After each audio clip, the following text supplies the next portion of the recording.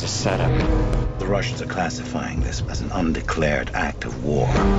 The blame points to you and your team. The president has initiated Ghost Protocol. The entire IMF has been disavowed. Edna Mode has come out in public and said rather harsh things about your sense of style. Really? And I just wanted to get your response. Simon Pegg's style is no style at all. He thinks it's amusing to have no style. I beg to differ. Torn apart by Edna Mode in live in front of camera. I'm blushing. Well, I guess I better go back to the drawing board on my whole look. Damn her and her sartorial elegance. Darling, it's been such a long time after all these years, so long. That was my first thought when I said to Brad when we went on our first day of work. I said, you know, my sister's really impressed that I'm going to work with Edna Mode. What do you think? It's been quite a journey. 7 months on a film set. Yeah. Is that the biggest, I mean, as an actor? By far, yeah. We did all sorts. We did snowboarding, and there were a lot of extracurricular pursuits that helped us get through it. You were actually talking about snowboarding in Dubai, I bet. Well, I didn't go snowboarding in Dubai, even though there is the place, which I'm going to Dubai tonight. Maybe I'll go check it out. In Vancouver, I did a little bit of snowboarding. In Dubai, we went to a water park. We went to indoor skydiving. We did go. Hang on, indoor skydiving? Yeah, you fly over a big fan. Yeah, it's exactly like Jeremy does, basically, sure. in the movie. Right. So, I mean, for you, like Tom would have looked at that and gone, "Pfft, that's ridiculous. Why don't you just hang out here with me?" I know. Tom kind of like literally hang out. Yeah. Tom thumbed his nose at anything less than flying around on the tallest building in the world. How am I supposed to do this?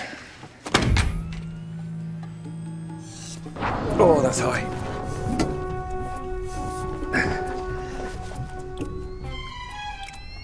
Okay, now remember, it's a rolling off motion that disengages the bond. When the meter is blue, that's full adhesion. Easy way to remember, blue is glue. And when it's red? Dead. That's got to be difficult for you to stand there as a man and watch this person, this superhuman, do these superhuman feats. Do you feel inadequate, perhaps less of a human? I don't mind feeling inadequate around Tom. Tom actually makes me feel okay about being inadequate. You know, he's you know, in his late 40s, and he is in better shape than I was in my late 20s. He is an absolute, you know, he's a fine figure of a man. And often on set, if he had to take his shirt off because he had to change it for another one, I would be like, put it back on, you know, for God's sake, I can't concentrate. He makes feeling inadequate perfectly acceptable. So we enter the party separately as guests. Ethan quarterbacks while Jane gets the codes from the billionaire. I switch off the fan, you jump into the computer array and I catch you. You plug in the transmitter, then Ethan feeds me the codes, which I then use to pinpoint Hendrik's location. Okay, you just breezed over something I think really important. The computer array part, where I just jump. And I catch you. Yeah. Why is that so hard to grasp? Well, why? It's a 25-foot drop. I'd be more worried about the heat. And then there's that. What heat? Well, it's like any computer, isn't it? If you switch off the fan, it's going to get really hot. Of course. Relatively, yeah. So I'm jumping into an oven, essentially. Yeah, essentially. But I'll catch you. The comedy that you do, it's quite broad. And I'm just wondering, as these movies become bigger and bigger and bigger, do you find yourself taking the business of comedy very, very seriously? Yeah, I think it's important, a very important function in this film, because this film is almost overwrought in how tense it is. We are constantly, for almost, you know, the entire 120 minutes, whatever, on the very edge of annihilation.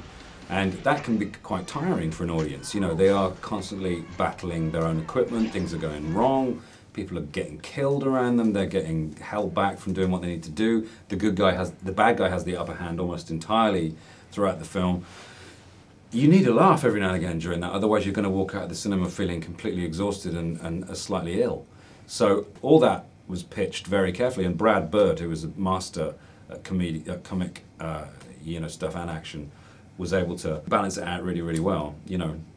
And this film is a return to the fun of Mission Impossible as well. It's still extremely exciting, and you know, there's still a lot at stake, but it's gone back to almost like an old school, big globe-trotting, jet-setting, huge, grand, fun adventure, you know. Well, it's hard to take it too seriously when it's the Impossible Mission Force. I know, who would ever call a thing that? It's the International Monetary Fund, everyone knows that.